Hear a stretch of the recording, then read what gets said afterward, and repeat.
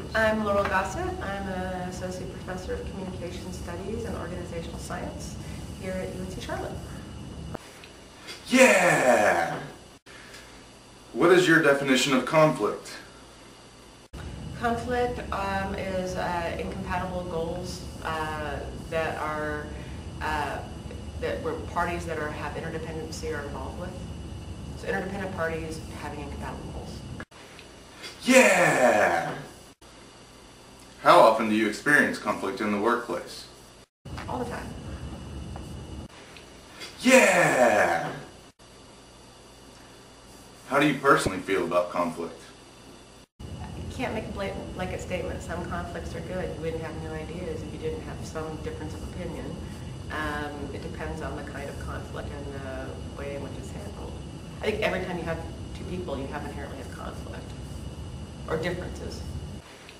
Yeah! Why do you think the common perception for conflict is negative?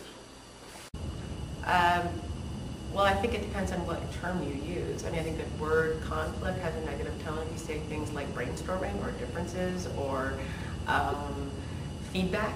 You don't get the same kind of tenor. I think when we talk about conflict, we seem to assume that it means negative or it means someone's going to win and someone's going to lose.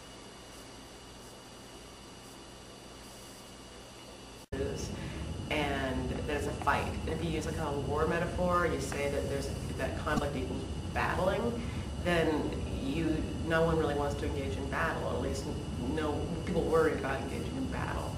If you say, let's talk, let's have a conversation, let's brainstorm, let's develop new ideas, people are usually more positively inclined.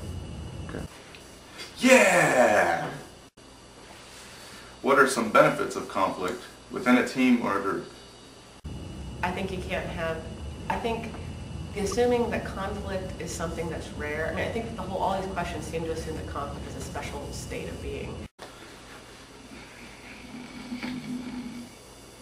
As opposed to the general state. I think every single time two people engage each other, there's going to be differences of opinion, differences of understanding. Conflict is the norm, not the exception.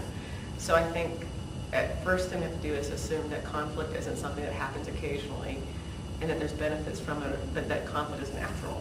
And I think any group that doesn't have differences of opinions is usually a group that doesn't need to meet. You can have one person if you don't have a difference of opinions. Groups or teams gain from having people sort through different ideas. Benefits include people learning new things, coming to a better understanding, having the freedom to say their piece and be heard. If you don't have conflict, you don't have those opportunities.